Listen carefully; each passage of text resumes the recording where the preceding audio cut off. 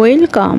নমস্কার আদাব। আজকে আবার ড্রয়িং রুমে রান্না করতে চলে আসছে। একটা বিশেষ কারণ আছে, আমার ছেলে হচ্ছে জন্মদিন, এই জন্য একটু ঠাকুরকে ভোগ দেবো। রান্না করতে গেলাম না, ড্রয়িং রুমে রান্নাটা করি। কী কী আয়োজন করি সেটা নিয়ে আজকের ভিডিওটা।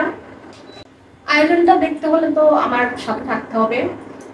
আয়োজন কি কি করতেছি, কি করব আজকে, যেহেতু ছেলের জন্মদিন, ছেলের জন্য কি করি না করি সেটা পুরো ভিডিওটাই আপনাদের সাথে শেয়ার করব।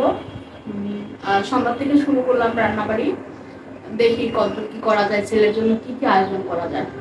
আমি তো প্রথমে পায়েসটা রান্না করে নিচ্ছি। পায়েসটা তুলে দিয়েছি। পায়েসটা হতে খুব একটা সময় লাগবে না, তারপর পায়েসটা করে নিচ্ছি ঠান্ডা হওয়ার জন্য, যেহেতু ভোগটা লাগাবো, সন্ধ্যা লাগে যাচ্ছে। পায়েস করবো না, আর তরকারি করব। আমি এখন কয়েকটা লুচি ভাজার জন্য লুচির ময়দাটাকে রেডি করে নিচ্ছি।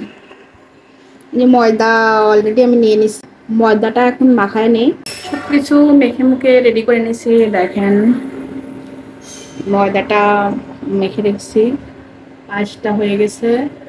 এই টমেটো ব্যবহার করব তরকারিতে, আর হচ্ছে এই আলু কপি দিয়ে সয়াবিনের তরকারি করব।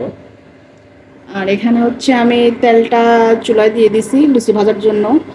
আমার লুচি বেলার পাত্র নাই দেখে আমি এটাতে লুচি বেলবো। এটাতে দেখেন আমি হাত দিয়ে লুচি বেলতেছি। এটাতে বেলা যাবে আসলে, বেলনা টেলনাটা নিরামিষ, মানে আমরা ভোগের জন্য যেটা, আমার ওইটা নাই, এমনি আছে। আমি এইভাবে দেখি কয়েকটা ভাজার চেষ্টা করি কেমন হয়।